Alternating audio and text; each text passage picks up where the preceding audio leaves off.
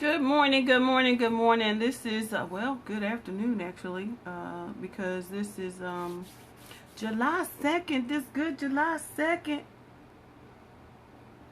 I hope you all are getting started with some great plans, and I know for me it was a hair wash kind of day, getting my day started. Hey, everybody. Thank you for joining. Thank you. So, hey, Mustafa 1000. Hey, Corinx. Thank you for joining. Thank you. Hey, G and K Johns 1976. Thank you for joining. We appreciate you. Hey, Ted Bug 6. Thank you for joining. Hello. We're talking about those our sons today. Hey, Kimmy Wall. Thank you for joining. I know you're there. Thank you. Please invite your followers and your friends. We're going to talk a little bit about our sons. Hey, Lavender Cloud, thank you for joining. I'm talking about a topic that's near and dear to me. Share with your followers and friends. If you have sons, if you have friends who have sons, if you have mothers who have sons, aunties who have sons, please invite your followers. Hey, Lily One Day, thank you for joining. I appreciate you. Thank you so much on this July 4th weekend. There's a lot to discuss. Thank you. This is Dr. Savage. We're talking about our sons, and salute to them on today. Thank you for sharing with your followers. Please invite your friends. Heart up, and I appreciate you. This is Dr. Eve Angel Savage at AudacityGroupSocialEnterprise.com, where we teach individuals to identify, initiate, and implement strategies for distinction for investment readiness in business. Today, I'm not really going to be talking about business. It's a down day. You know, sometimes you got to have a down day. Today, I'd like to first of all salute one of my kings.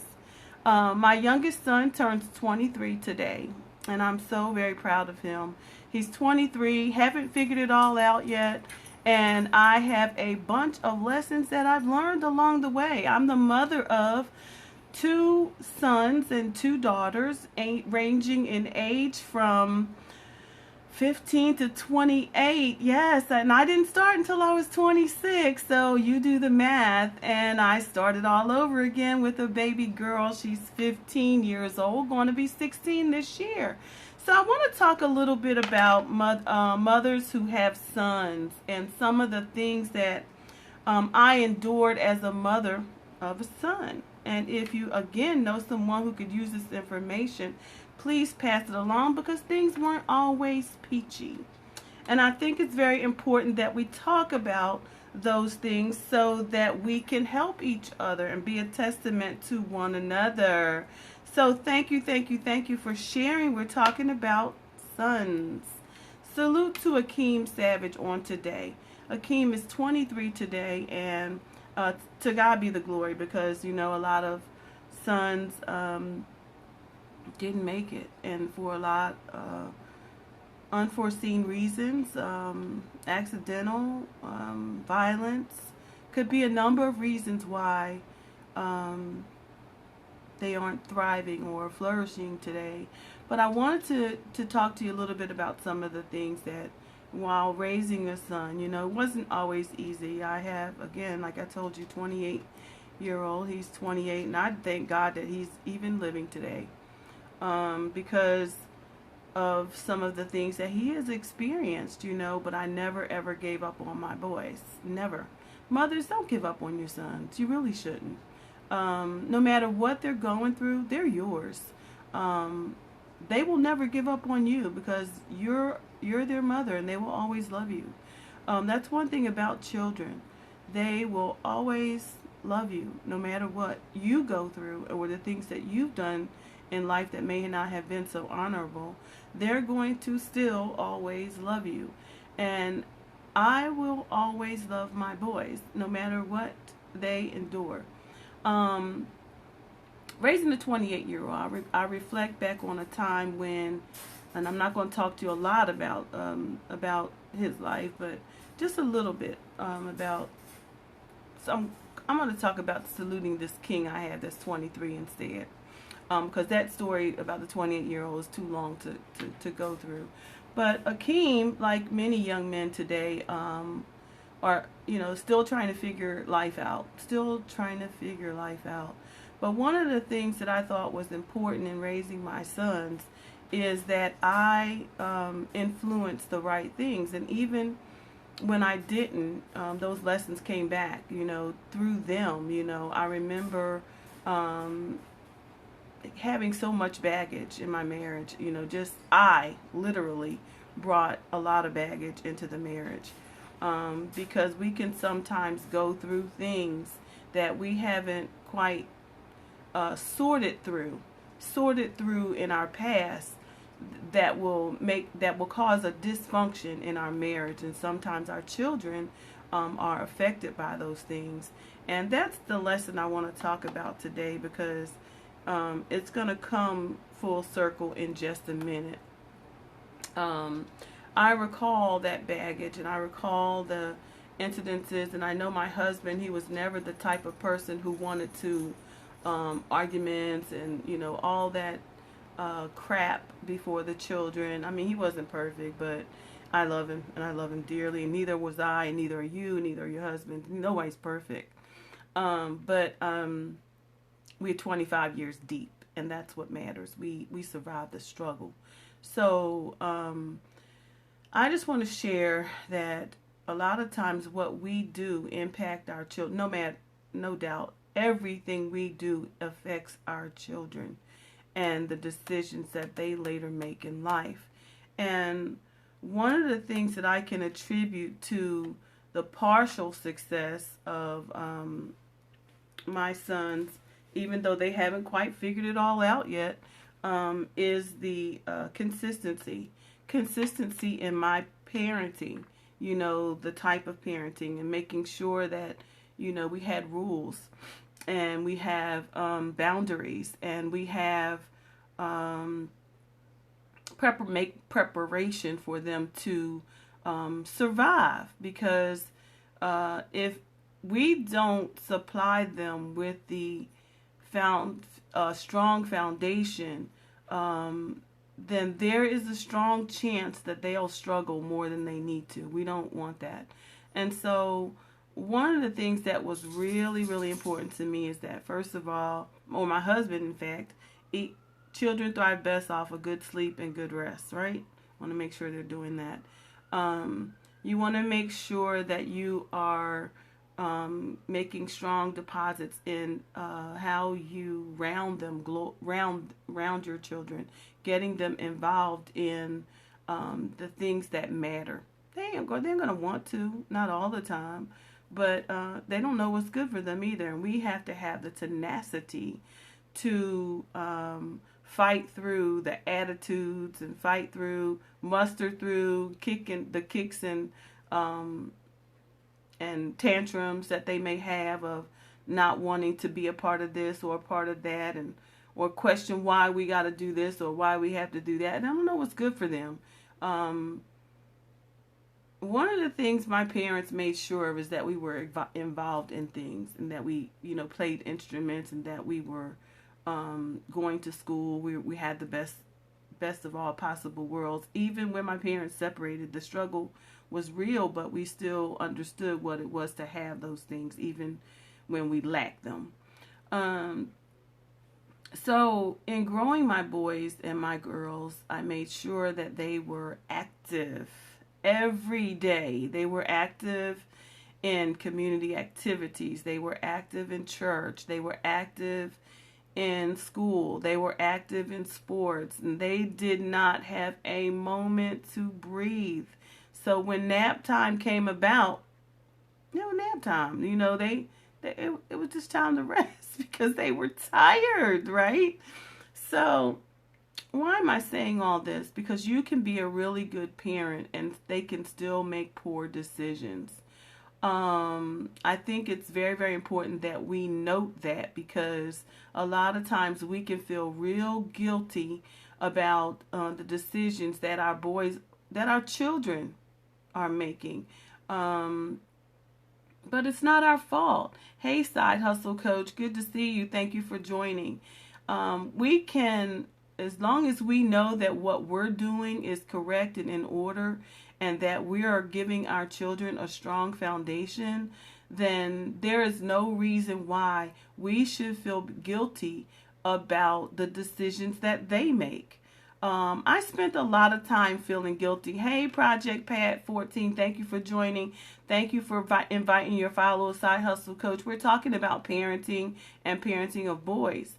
And more specifically, I'm saluting my king today. Hey, sit at his feet 63. Glad you could join me. Thank you so much. We're talking about, saluting my son today. He's 23. And it's been a job. It really has. And he's not made the best decisions, but he's a pretty good kid, pretty good grown man now. But we're talking about, hey, Icy Lemonade, not giving up on our children. We cannot give up on our young black boys. The world hates them. So we need to be supporting them at no cost, at whatever the cost. Now, hey, y'all. Hey, Icy Lemonade. One of the things that I prepared them for, hello from Turkey. Hey, Ladybug, glad you could be here. Is teaching them and preparing them to move on. And I did that very early on. Like I started at like the 8th grade, teaching them how to, what do you plan to do? What decisions are you making? And that every decision that you make at this point affects your entire life. There were times when they wanted to hang out with the wrong people or sneak around corners. They're going to experience things and they're going to learn stuff. We can't protect them from everything, but we still have to give them a strong foundation. And one of the things that I found easiest for me to do is just to keep every gap in their life completely full. And it's a hustle. It is a hustle to be a parent on a hustle for your children. Because, hey, Sylvia Creative, thank you for joining me. Please invite your followers. We're talking about our young black boys.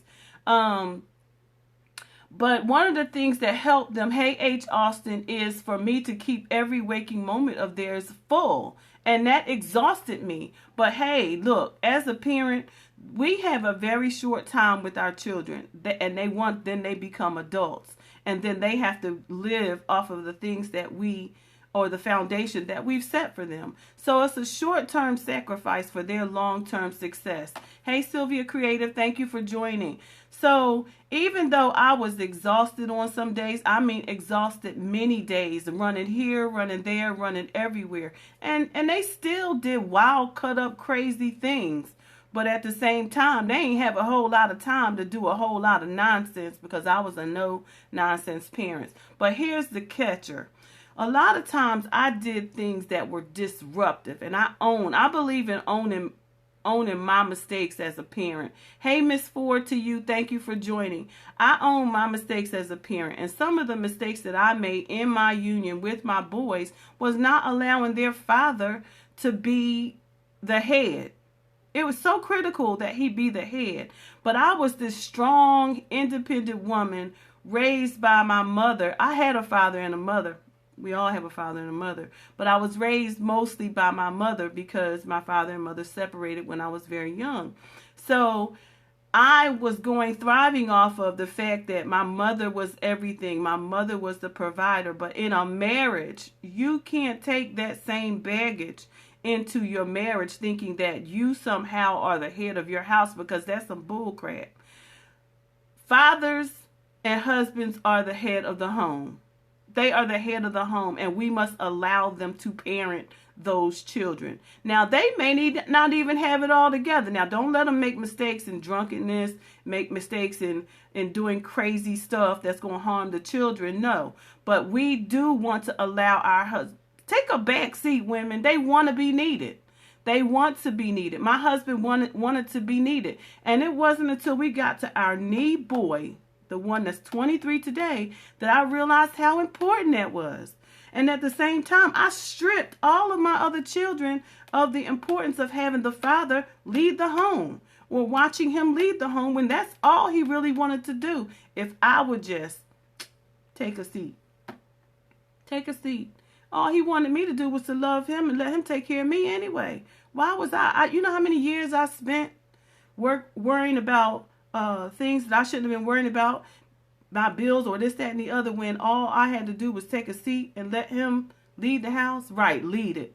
And today I'm reaping the benefits of understanding that concept. Finally, after 25 years, I realize now that he gives me everything. Hey, H. Austin. And why? Because, hey, what's wrong with letting him lead the house? Okay, and then you talk about things, you communicate. Well, my boys missed out on that. So they watched me pretty much tear down my own house. And women, you can do that. You can tear down your own house with your own hands. Because that's what the Bible tells us that we can do if we don't obey, if we don't listen, if we don't follow the order in which he has put things here for us to do. And that's to allow, yes, it's a partnership. We are to allow them to run their house. So here it is that my boys have watched this, and they'll throw it back at me in a minute. One says something to me. One of my sons said to me a few years ago when he was really going through, some issues, having issue after issue after issue in the system, drugs, all kinds of stuff. And he finally said to me, Mommy, why did you allow it? Why didn't you tell Daddy? Because I was trying to protect him. Protect him from what? Protect him from a father who was going to discipline him?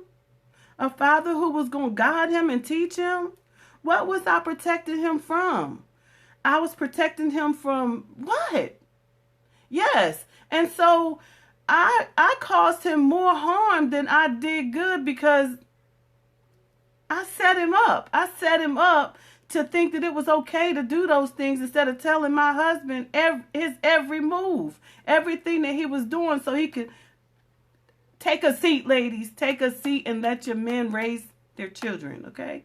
And then too, my other young 23-year-old that I'm saluting today, happy birthday. Y'all say happy birthday to my son, please. Say happy birthday. He's 23. He made it. He made it, y'all. And that's a feat for our young black men today, because a lot of them are dying. And so I thank the good Lord that my sons are still here and they are still thriving, and they don't have it all together.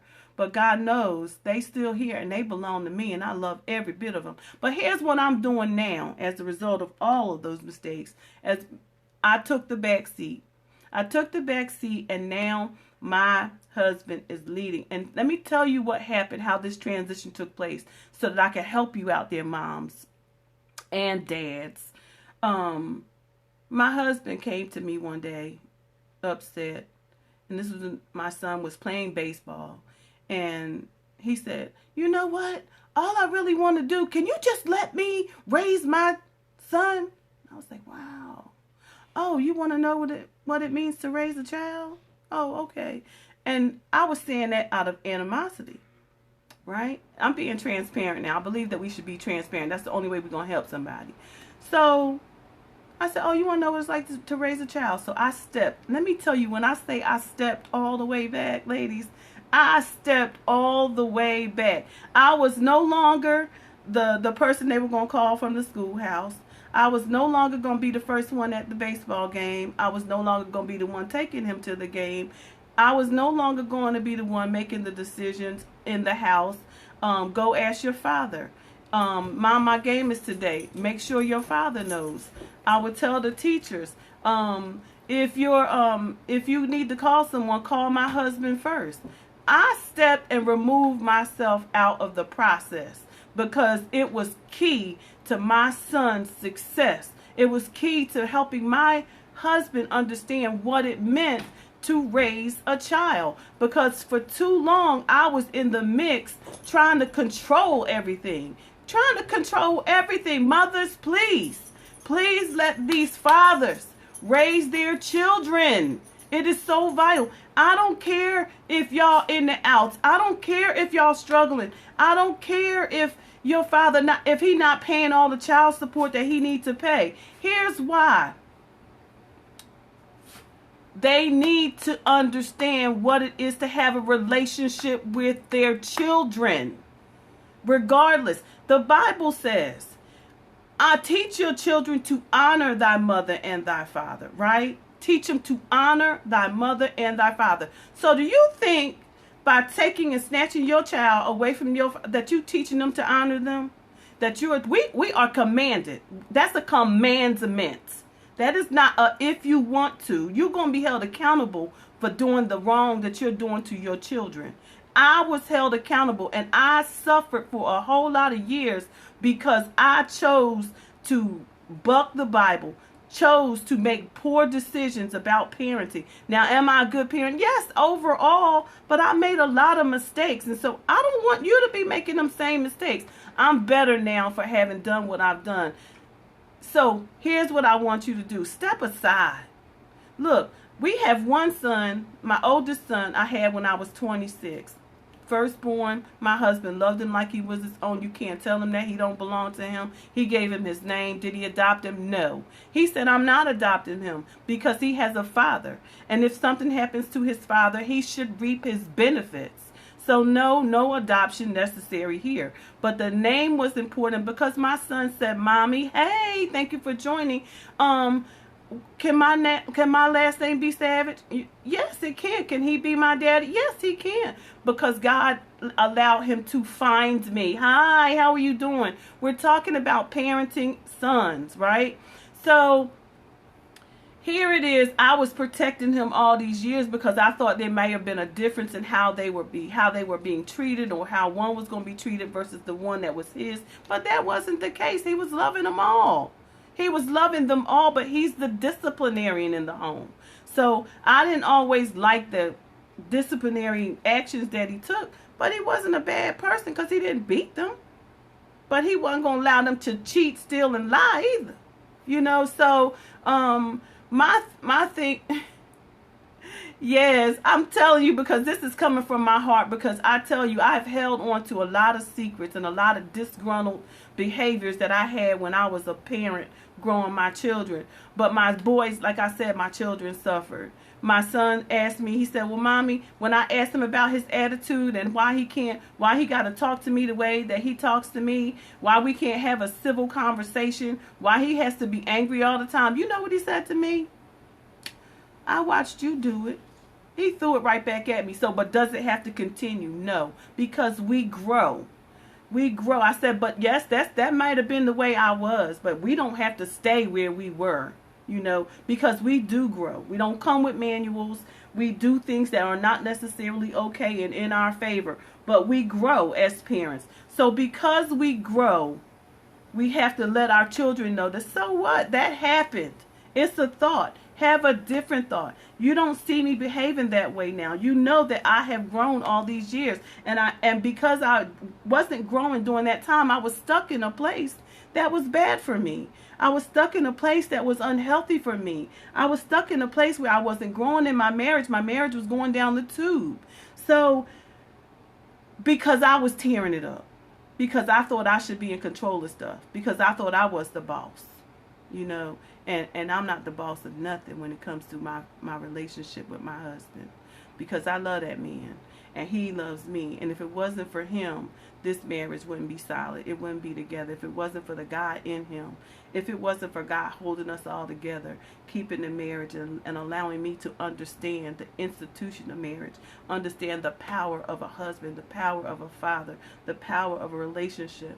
Let me tell you something. When I say that he is my king, let me share something with you.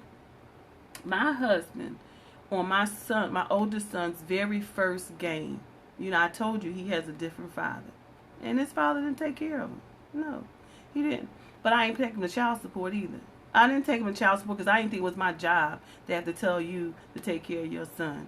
Okay, but God sent me a king. He sent me a king, and you're going to be held accountable for not having taken care of your son the way you should have. But over here, my husband taking care of all of us. So, but let me share this part with you. My husband called him up and said, look, baby boy's having his game today. He's having his baseball game. He lived in Philly. We lived in the South, okay, in North Carolina. He said, now I need you to be here. We need to have a relationship. We need to demonstrate how important it is that adults are able to get along no matter what. He didn't care about the fact that he had a different father. He knew he had a wife. He knew that I was his wife, and that's all that mattered to him. Listen, I'm gonna need you to come to North Carolina because I need you to be at his first game. Now, what can I tell you that to me was that to me was kingship. That's kingship. That's some king's type. That's some king type stuff right there. Because anytime a husband can say, put down his ego, and he don't worry about no ego because he had the woman, right? He was solid. He had no problems with, right? That a man be a man, right? So he said he invited him to North Carolina and said, man, we don't want you to stay in no hotel. We want you to stay in the house, right? He even wanted him to stay in the house, y'all. I wasn't uncomfortable with it at all, because I was good. I knew why I had my first son, right? And I was good with that. So there was nothing, I won't worry about none of that. So he said, well, can you stay with us? Because we want him to stay with us. He really wanted this relationship thing to work, right? Right? Yes, stop interjecting in the process. So he came all the way here, y'all. It was the best thing that he was here for his first game, developing the relationships that he needed to develop with his son. And that was truly the beginning. And this boy was not, I want to say he was 7 or 8 at the time. So, hey, Shimmer, thank you for joining. We're talking about sons, parents, mothers, and fathers, talking about why it's important to let our husbands discipline our boys and how we need to take a seat and let them raise, because it will come back to haunt you. It will. It will come back to haunt you. But I don't want you to go on this roller coaster ride, right? Because you're going to go on a roller coaster ride if you continue to snatch these fathers out of these sons' lives, okay? Because they need to know how to be fathers. And the only way they can know how to be fathers is you got to let them be a father. They going to start small. They ain't going to have it all together. They still ain't going to have it all together even as a man. But you got to let them grow. You got to let them grow to be a man, right? So, I can't tell you about all the pains. And I'm going to keep sharing because there's so much, but I'm going to break it down so that it's a little, I can give you a little bit each day, because I feel like this is something I need to get out of my belly and share with women all over the world. And if you're not sharing this with your followers, you need to, because it's critical. We are at a critical stage in raising our men. Like, my boys are grown now, but we got young men. We got a generation that's coming behind them, generation after generation after generation. And God knows we need to do something about how we raising our young boys. No, it's not acceptable for them to keep walking around here with their pants hanging down. No, it's not acceptable. We are teaching them to not have a standard. We gotta teach them to have a standard. Is that the kind of son you want your daughter to marry? Okay, not me. I'm sorry. I'm not having it. I'm not having it, and I'm not having it. My daughter is a queen. They princesses and queens. They're just like their mama. I don't find it acceptable for a man to walk around with his pants. I want his belt on. I want his belt on. I want his shoes shining. I want him to wear a suit. I like ties.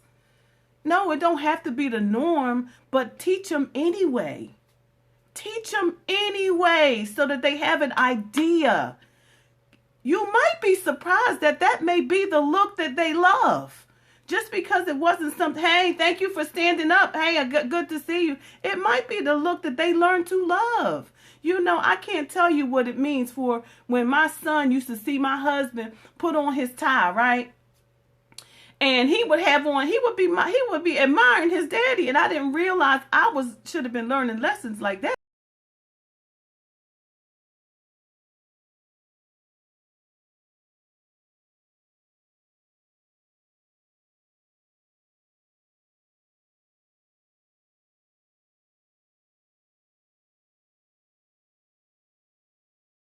They can't look like us.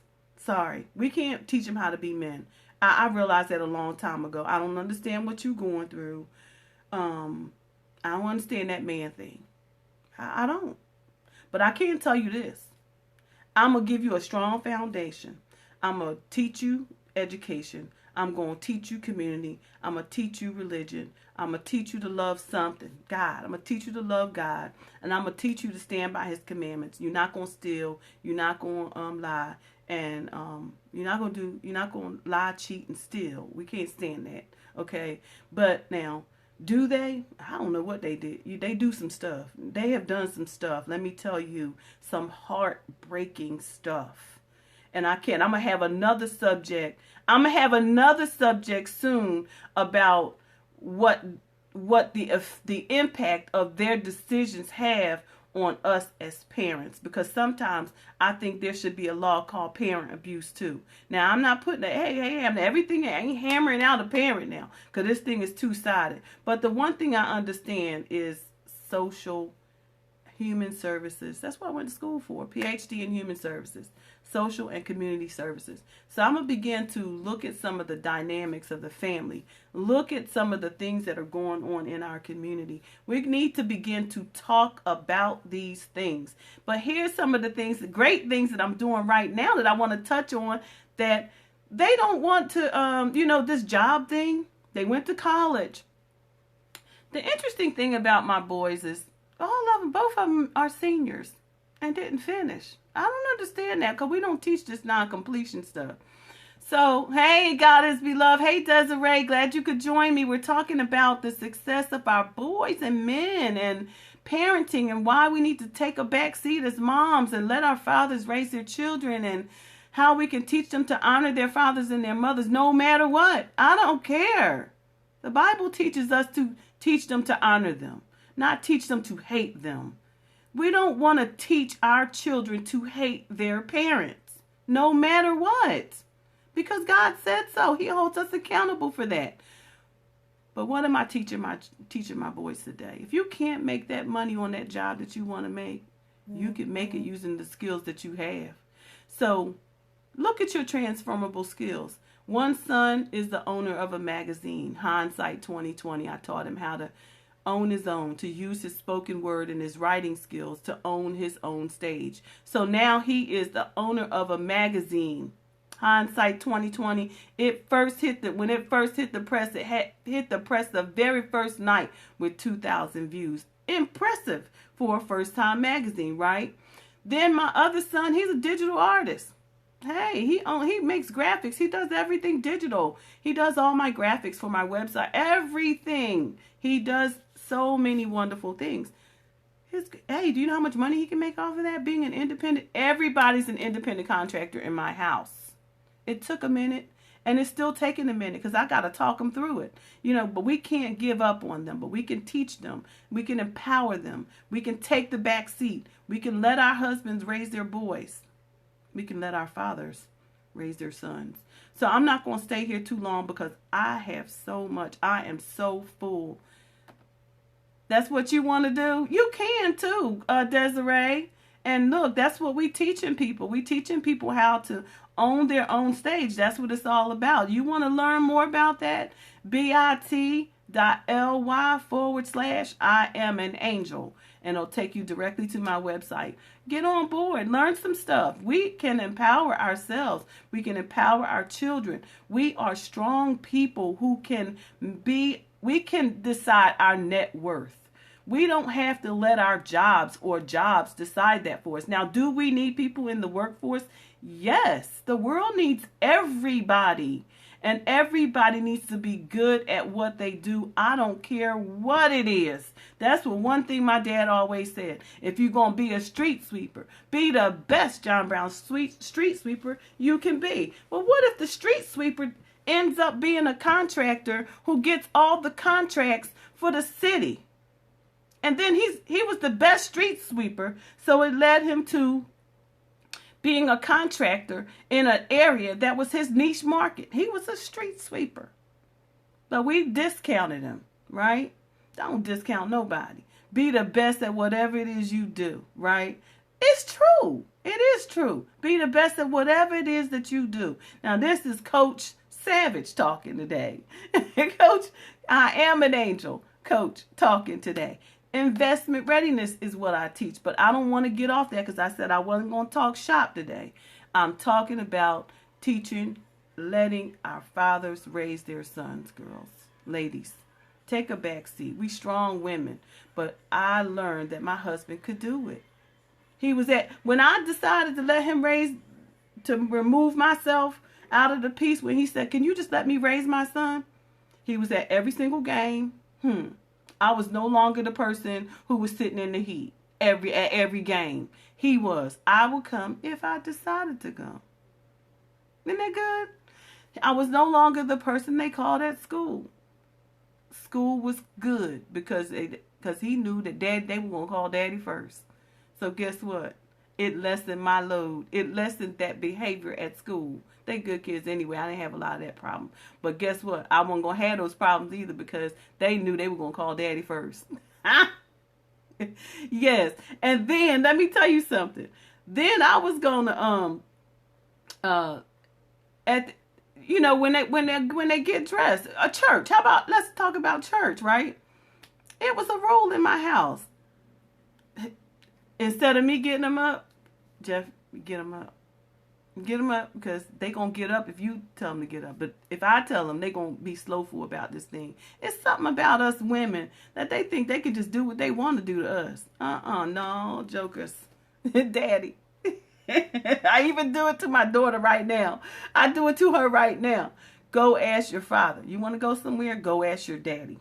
You want some money? Go ask your dad. Everything is go ask your father. Because I don't want him to ever say to me, it's your fault because you wouldn't let me run my house. I don't want those things to come back to plague me. I want to know that I followed the order. My job is to be the queen of this house, right? And I believe in him helping me now because I go work every day. But I know that ain't his thing. Look, hey, Evangeline, good to see you, right? My job is to keep some order in this house because that ain't his skill set. That's not what he do. And but I tell him, look, if you can't help me though, hello, don't be looking for it to be all done in a day because I be tired too. So if you can't help me, don't talk about it, okay?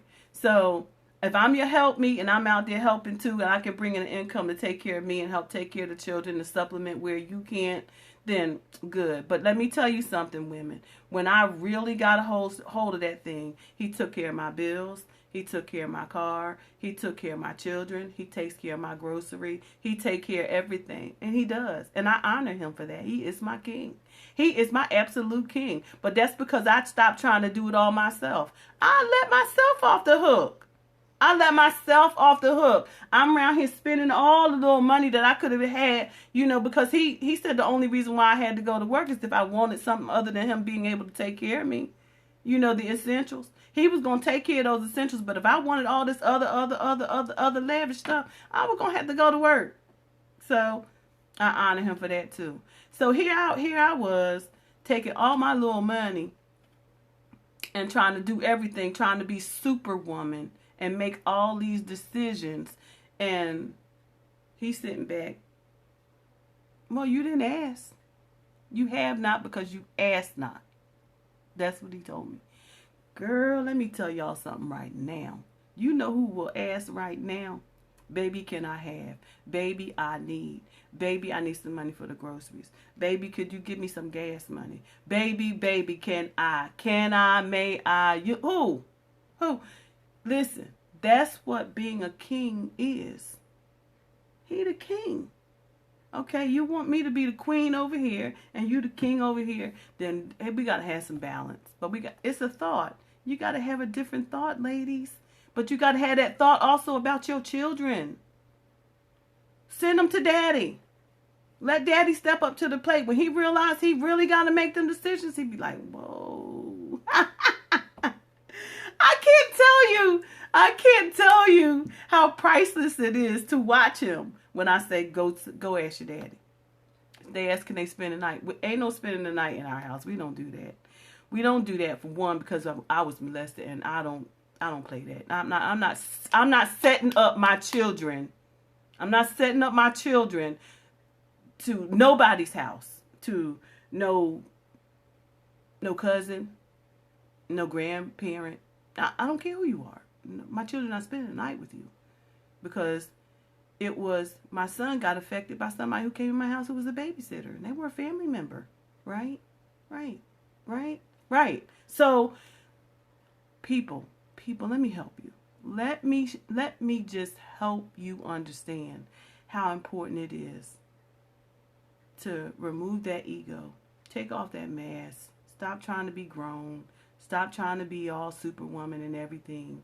And let your fathers be fathers. Okay? And that's really all I got to say today. I just had that on my heart because my king is 23 today. And I remember some of the things we went through.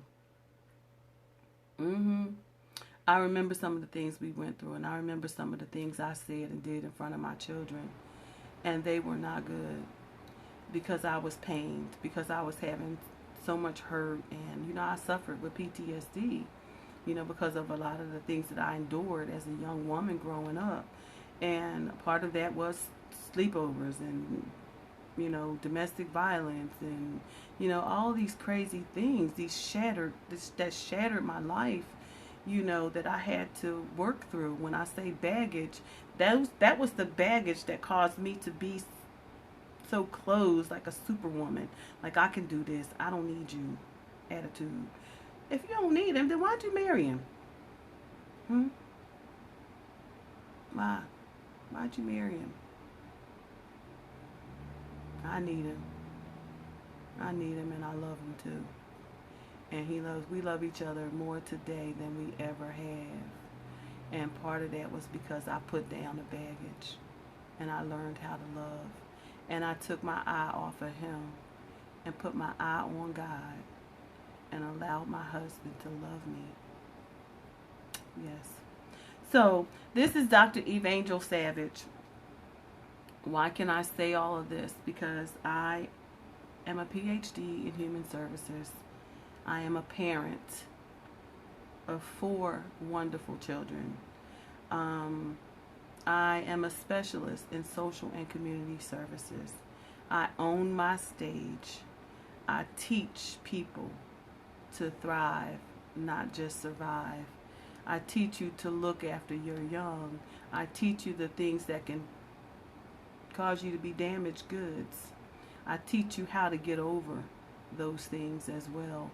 When I preach to you, I'm preaching to myself, okay? I need you to understand that first. I'm not pointing at you. I'm sorry. That's a habit. I got to learn to open my hands and welcome you. So, that's why I'm an authority. And I'm going to be sharing tips and tools for you to help you grow your families and to think about how you can improve your lifestyles, how you can improve your thinking, how you can develop your families, how you can have active, well-growing children and not conform to the norm. You don't have to conform to the norm. I didn't teach my children that they had to be like the Joneses. I taught my children to be themselves, to start a new trend. You can start your own trend. It's easier to be yourself and stop being everyone else. This is Dr. Evangel Savage over at Audacity Group Social Enterprise, where I teach people to identify, initiate, and implement skills for readiness and investment readiness in business. I thank you for joining me on this platform today. Thank you, Side Hustle Coach, for being there for me. I know you said you don't scope on Saturdays, but this was my gut. I had to say happy birthday to my son. Heart up, heart up, heart up. Happy birthday, King. Mommy loves you. Heart up, and never, ever give up on your children, folks. Grown, rusty, it don't matter. But they ain't got to stay in your house now, because I don't tell them, look, when I send them away from here, they're not supposed to come back.